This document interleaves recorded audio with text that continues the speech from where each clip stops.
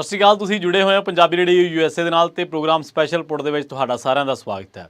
ਇੱਕ ਗੱਲ ਭਾਜਪਾਈ ਤੇ ਭਾਜਪਾ ਦੇ ਸਮਰਥਕ ਆਮ ਹੀ ਕਹਿੰਦੇ ਨੇ ਕਿ ਭਾਰਤ ਬਹੁਤ ਛੇਤੀ ਤੀਜੀ ਵੱਡੀ ਆਰਥਿਕਤਾ ਬਣਨ ਜਾ ਰਿਹਾ ਹੈ।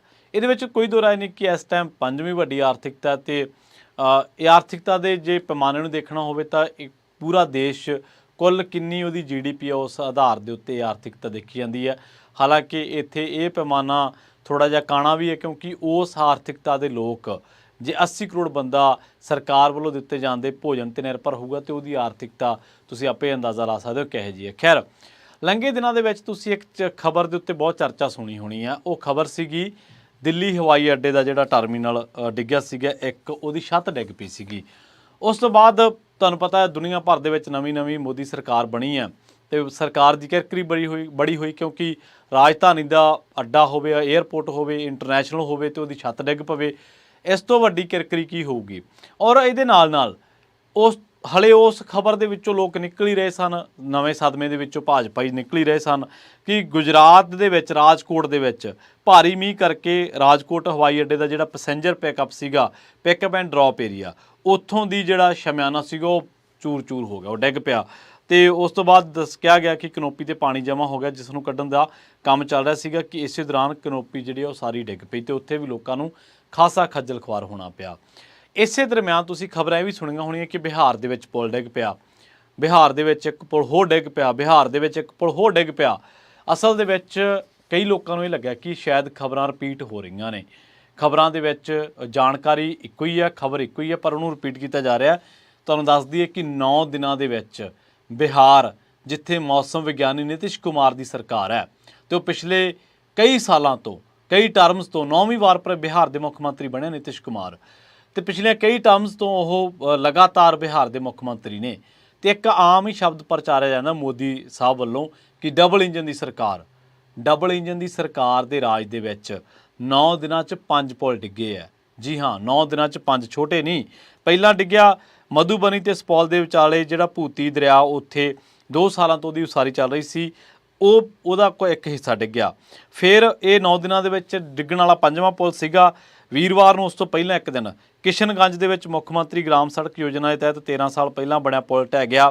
23 ਜੂਨ ਨੂੰ ਪੱਛਮੀ ਚੰਪਾਰਨ ਜ਼ਿਲ੍ਹੇ ਦੇ ਵਿੱਚ ਪ੍ਰਧਾਨ ਮੰਤਰੀ ਗ੍ਰਾਮ ਸੜਕ ਯੋਜਨਾ ਦੇ ਤਹਿਤ ਉਸਰ ਰਹੇ ਪੁਲ ਦਾ ਇੱਕ ਹਿੱਸਾ ਢਹਿ ਗਿਆ ਸੀ।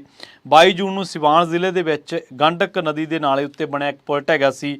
19 ਜੂਨ ਨੂੰ ਅਰਰੀਆ ਜ਼ਿਲ੍ਹੇ ਦੇ ਵਿੱਚ ਬਕਰਾ ਨਦੀ ਦੇ ਉਸਰਿਆ ਪੁਲ ਜਿਹੜਾ ਕਿ ਉਸਾਰੀ ਅਧੀਨ ਸੀ, ਇਹ ਡਿੱਗ ਪਿਆ ਸੀਗਾ। ਅੱਜ ਦੀ ਇਸ ਰਿਪੋਰਟ ਦੇ ਵਿੱਚ ਆਪਾਂ ਗੱਲਬਾਤ ਕਰਾਂਗੇ ਦੁਨੀਆ ਭਰ ਦੇ ਵਿੱਚ ਜਿਹੜੇ ਭਿਆਨਕ ਪੁਲ ਟੁੱਟੇ ਆ ਉਹਨਾਂ ਦੇ ਬਾਰੇ। ਤੇ ਬਿਹਾਰ ਦੇ ਵਿੱਚ ਜੇ ਤੁਸੀਂ ਹੈਰਾਨ ਹੋ ਜਾਓਗੇ ਜਿਹੜੇ ਉੱਥੋਂ ਦੇ ਆંકੜੇ ਨਿਕਲ ਕੇ ਆਏ ਨੇ। ਬਿਹਾਰ ਦੇ ਵਿੱਚ ਲੰਘੇ ਸਾਲ 6 ਪੁਲ ਅਜਿਹੇ ਨੇ ਜਿਹੜੇ ਡਿੱਗੇ ਨੇ, ਜਿਹੜੇ ਨਿਰਮਾਣ ਅਧੀਨ ਸੀਗੇ। ਦੁਨੀਆ ਭਰ ਦੇ ਵਿੱਚ ਕਹਿੰਦੇ ਭਿਆਨਕ ਪੁਲ ਟੁੱਟਣ ਦੇ ਵਾਪਰੇ ਹਾਦਸਿਆਂ ਤੇ ਇੱਕ ਰਿਪੋਰਟ ਦੀ ਸਟੇਟ ਟਾਈਮਜ਼ ਤੇ ਛਪੀ ਹੈ, ਜਿਹੜੀ ਕਿ ਪੜ੍ਹਨ ਵਾਲੀ ਹੈ। ਮਾਰਚ 2024 ਨੂੰ ਛਪੀ ਇਸ ਰਿਪੋਰਟ ਦੇ ਵਿੱਚ ਭਾਰਤ ਦੇ ਮੋਰਬੀ ਪੁਲ ਜਿਹੜਾ ਕਿ 150 ਸਾਲ ਪੁਰਾਣਾ ਸੀਗਾ ਤੇ ਟੁੱਟ ਗਿਆ ਸੀਗਾ, 142 ਮੌਤਾਂ ਹੋਈਆਂ ਸੀ। ਇਹਦੇ ਨਾਲ 2021 ਦੇ ਵਿੱਚ ਮੈਕਸੀਕੋ ਦੇ ਵਿੱਚ ਪੁਲ ਟੁੱਟਿਆ ਸੀ, 26 ਮੌਤਾਂ ਹੋਈਆਂ ਸੀ। 2018 ਦੇ ਵਿੱਚ ਇਟਲੀ ਦੇ ਵਿੱਚ ਇੱਕ ਪੁਲ ਟੁੱਟਿਆ ਸੀ, 43 ਮੌਤਾਂ ਹੋਈਆਂ ਸੀ। ਤੇ 2007 ਦੇ ਵਿੱਚ ਚੀਨ ਦੇ ਵਿੱਚ ਇੱਕ ਪੁਲ ਟੁੱਟਿਆ ਸੀ ਤੇ ਉਹਦੇ ਵਿੱਚ ਮੌਤਾਂ ਹੋਈਆਂ ਸੀ। ਗੁਜਰਾਤ ਦੇ ਵਿੱਚ ਜਿਹੜਾ ਮੋਰਬੀ ਪੁਲ ਜਿਹਦੇ ਬਾਰੇ ਮੈਂ ਗੱਲ ਕਰਕੇ ਹਟਿਆ, ਇੱਥੇ ਤਾਂ ਭਾਜਪਾ ਦਾ ਇੱਕ ਲੀਡਰ ਸੀ, ਸ਼ਾਇਦ ਉਹ MP ਸੀਗੇ, ਉਹਨਾਂ ਦੇ 12 ਰਿਸ਼ਤੇਦਾਰ ਮਾਰੇ ਗਏ ਸੀਗੇ। ਤੁਸੀਂ ਦੇਖੋ ਇਹ ਲੱਚਰ ਵਿਵਸਥਾ ਜਿਹੜੀ ਸਿਸਟਮ ਜਿਹੜਾ ਸਾਡੇ ਸਿਆਸਤਦਾਨਾਂ ਤੇ ਭ੍ਰਿਸ਼ਟ ਅਫਸਰਸ਼ਾਹੀ ਦੇ ਧੱਕੇ ਚੜ੍ਹ ਕੇ ਬਣਿਆ ਜਿਹੜਾ ਤੰਤਰ ਹੈ, ਇਹੋ ਜਿਹਾ ਭ੍ਰਿਸ਼ਟ, ਉਹਦੇ ਲੋਕ ਜਿਹੜੇ ਉਹਨੂੰ ਭ੍ਰਿਸ਼ਟ ਕਰਨ ਵਾਲੇ ਨੇ ਖੁਦ ਉਹਦੇ ਲਈ ਜ਼ਿੰਮੇਵਾਰ ਨੇ, ਉਹ ਵੀ ਇਸ ਅੱਗ ਦੇ ਸੇਕ ਤੋਂ ਬਚ ਨਹੀਂ ਸਕਦੇ। ਜਦੋਂ ਕਰੋਨਾ ਦਾ ਕਹਿਰ ਸੀ ਤੇ ਪ੍ਰਧਾਨ ਮੰਤਰੀ ਸਾਹਿਬ ਥਾਲੀਆਂ ਖੜਕਾ ਰਹੇ ਸੀ, ਸਾਰਾ ਜਿਹੜਾ ਬਾਲੀਵੁੱਡ ਆ ਉਹ ਥਾਲੀਆਂ ਖੜਕਾ ਰਹੇ ਸੀ, ਠੀਕ ਉਸੇ ਸਮੇਂ ਬਿਹਾਰ ਦੇ ਇੱਕ ਵਿਧਾਇਕ ਦੀ ਪਤਨੀ ਨੂੰ ਫਰਸ਼ ਤੇ ਪਾ ਕੇ ਬੋਤਲਾਂ ਲਾਈਆਂ ਜਾ ਰਹੀਆਂ ਸੀ। ਮਤਲਬ ਕਿ ਜੇਕਰ ਵਿਵਸਥਾ ਲੱਚਰ ਹੈ, ਤੁਸੀਂ ਗਾਹੇ ਬਗਾਹੇ ਉਹਦਾ ਸ਼ਿਕਾਰ ਬਣੀ ਜਾਓਗੇ। ਹੁਣ ਜਿਹੜੇ ਲੋਕ ਪੁਲਾਂ ਦੇ ਡਿੱਗਣ ਦੇ ਨਾਲ ਜਿਹੜੇ ਸ਼ਿਕਾਰ ਲੋਕ ਹੋਏ ਨੇ, ਉਹ ਕੋਈ ਇਹ ਨਹੀਂਗਾ ਕਿ ਮੰਤਰੀ ਜਾਂ ਕੋਈ ਵੱਡਾ ਕੋਈ MLA ਜਾਂ ਕੋਈ ਵਿਧਾਇਕ ਜਾਂ ਕੋਈ MP ਰਾਜ ਸਭਾ ਮੈਂਬਰ ਜ਼ਦ ਦੇ ਵਿੱਚ ਆ ਗਿਆ। ਇਹ ਕੌਣ ਲੋਕ ਨੇ? ਇਹ ਉਹ ਲੋਕ ਨੇ ਜਿਨ੍ਹਾਂ ਨੂੰ ਬੜਾ ਭਰੋਸਾ ਹੈ ਆਪਣੇ ਮੁਲਕ ਦੇ ਬਣੇ ਸਟਰਕਚਰ ਦੇ ਉੱਤੇ, ਔਰ ਜਿਨ੍ਹਾਂ ਨੂੰ ਲੱਗਦਾ ਕਿ ਸਾਡੀ ਸਰਕਾਰ, ਸਾਡੇ ਜਿਹੜੇ ਇਹ ਬਿਊਰੋਕਰੇਟਸ ਨੇ, ਸਾਡਾ ਜਿਹੜਾ ਇਹ ਮੁੱਢਲਾ ਢਾਂਚਾ ਇਹ ਬੜਾ ਚੰਗਾ ਹੈ ਤੇ ਇਹਦੇ ਤੇ ਅਸੀਂ ਭਰੋਸਾ ਕਰਦੇ ਹਾਂ। ਪਰ ਉਹਨਾਂ ਨੂੰ ਕੀ ਪਤਾ ਸੀਗਾ कि इत्थे कोई पैमाना नहीं, कोई चैक नहीं करने वाला, तो इत्थे पता कोई नहीं गा कि इन्हां लोकां ने कल नूं घरां तो काम ते निकलण लग्गियां वापस घर नूं परतना कि नहीं परतना। सो ये दुखांत है जिहड़ा कि ये साडे जिहड़े लीडर ने वो लुका लैंदे ने। 4 जून की गल है जदों खगड़िया जिहड़ा बिहार दे विच वो पुल बन रहा सीगा। दसदे कि जिहड़ा मधुबनी वाला पुल है इहदे 171 खंभे है, तो 153 ते 54 के विचाले हिस्सा जिहड़ा वो टुटिया। कहते पहला पुल नहीं है जदों कोई पुल टुटिया होवे, कई पुल ऐसे है जिहड़े बिहार दे विच बनदे ही ज़मीनदोज़ हो गए। 4 जून 2023 नूं खगड़िया के अगवानी गंगा घाट के उत्ते निर्माण अधीन पुल सीगा जिहदा निर्माण किया जा रहा सीगा। ਇਹਦਾ ਸਾਰਾ पूरे का पूरा ही एक सैगमेंट गंगा ਦੇ ਵਿੱਚ ਸਮਾ ਗਿਆ ਸੀਗਾ। ਤੇ ਦੱਸਦੇ ਆ ਕਿ ਇਸ ਪੁਲ ਤੇ 17,000 ਕਰੋੜ ਰੁਪਏ ਦਾ ਖਰਚਾ ਹੋਣਾ ਸੀਗਾ। ਨਿਤਿਸ਼ ਕੁਮਾਰ ਨੇ ਇਸ ਮਾਮਲੇ ਦੇ ਵਿੱਚ ਜਾਂਚ ਦੇ ਹੁਕਮ ਵੀ ਦਿੱਤੇ ਸੀਗੇ। ਇਹ ਪੁਲ ਦੇ ਦੌਰਾਨ ਪੁਲ ਜਿਹੜਾ ਆਪਣੀ ਨਿਰਮਾਣ ਦੇ ਦੌਰਾਨ 2022 ਦੇ ਵਿੱਚ ਵੀ ਡਿੱਗ ਪਿਆ ਸੀਗਾ ਤੇ ਉਸ ਤੋਂ ਬਾਅਦ ਡਿਜ਼ਾਈਨ ਕਰਨ ਵਾਲੀ ਇਸ ਫਰਮ ਨੂੰ ਜ਼ਿੰਮੇਵਾਰ ਕਰਾਰ ਦਿੱਤਾ ਗਿਆ ਸੀਗਾ। 19 ਫਰਵਰੀ ਦੀ ਗੱਲ ਹੈ ਜਦੋਂ ਪਟਨਾ ਦੇ ਵਿੱਚ ਵੀ ਇੱਕ ਪੁਲ ਡਿੱਗ ਪਿਆ ਸੀਗਾ। ਰਾਜਧਾਨੀ ਪਟਨਾ ਦੇ ਵਿੱਚ ਕਹਿੰਦੇ ਨਿਰਮਾਣ ਅਧੀਨ ਪੁਲ ਇੱਕ ਭ੍ਰਿਸ਼ਟਾਚਾਰ ਦੀ ਭੇਂਟ ਚੜ੍ਹ ਗਿਆ। बेहटा सरमेरा 4 लेन मार्ग के उत्ते ये बन रहा सीगा ते उत्थे पुल जिहड़ा वो बनाउण दे लई कहंदे घटिया समग्री लगी हुई सी ते इस करके पुल जिहड़ा वो डिग पिया। नालंदा दे विच भी 2022 दे विच 18 नवंबर नूं बिहार दे नालंदा जिले दे विच एक पुल ढह गया सीगा। इहदे विच एक बंदा मारिया गया सीगा। वेना ब्लॉक दे विच बन रहा 4 लेन का पुल पहलां भी ज़मीनदोज़ हो चुक्या सी, जिस तो बाद इहदा निर्माण दूरीवारी किया जा रहा सीगा। जिहड़ा पटना दे विच डिग्गिया सी इहदा निर्माण भी दूरीवारी किया जा रहा सी। सहरसा दे विच कहंदे 2 साल पहलां एक पुल ज़मीनदोज़ हो गया सीगा। जेकर पूरे भारत दे विच जिहड़ियां हुण तक ट्रैजडीज वापरियां ने जेकर उन्हां ते आपां एक नज़र मारीए तां गुजरात दे मोरबी पुल की मैं गल करके हटिया। इहदे नाल एक स्टडी है 2020 की analysis of bridge failures in India from 1977 to 2017 तक एक रिपोर्ट है दी न्यू इंडियन एक्सप्रैस की जिहड़ी कि छपी है 31 अक्तूबर 2022 नूं। इस रिपोर्ट का टाइटल यह है कि here is a look at major bridge collapse incidents in India in recent years. So दस्सिया जाता है कि 1977 तो लैके 2017 तक जिहड़े 2130 ब्रिज जिहड़े पुल सी वो डिग पे आ। इन्हां पुलां दे विच बहुत सारे लोग हज़ारां लोग मारे गए। दसदे कि ਹੁਣ तक ਜਿਹੜੇ एक सिंपल साइज़ है 2010 ब्रिज का ਉਹਦੇ ਵਿੱਚ ਦੱਸਿਆ ਜਾ ਰਿਹਾ ਕਿ ਤਕਰੀਬਨ 3 ਜਿਹੜੇ ਮੁਲਕ ਦੇ ਵਿੱਚ ਪੂਰੇ ਪੁਲ ਬਣੇ ਨੇ 3.28% ਜਿਹੜੇ ਪੁਲ ਨੇ ਉਹ ਜਾਂ ਤਾਂ ਨਿਰਮਾਣ ਅਧੀਨ ਡਿੱਗ ਪਏ ਜਾਂ ਉਸ ਤੋਂ ਬਾਅਦ ਕੁਝ ਸਮਾਂ ਉਹਨਾਂ ਨੇ ਚੱਲੇ ਤੇ ਉਸ ਤੋਂ ਬਾਅਦ ਡਿੱਗ ਪਏ।